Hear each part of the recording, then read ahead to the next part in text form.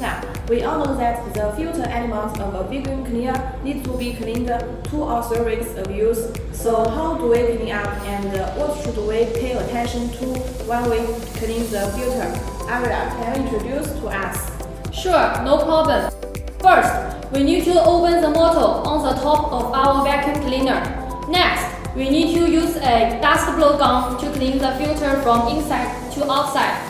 And it is best to clean the filter at least once a week, and it will be better to change with one new filter every 2 months.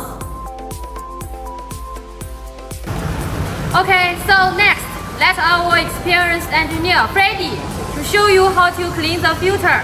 Woo!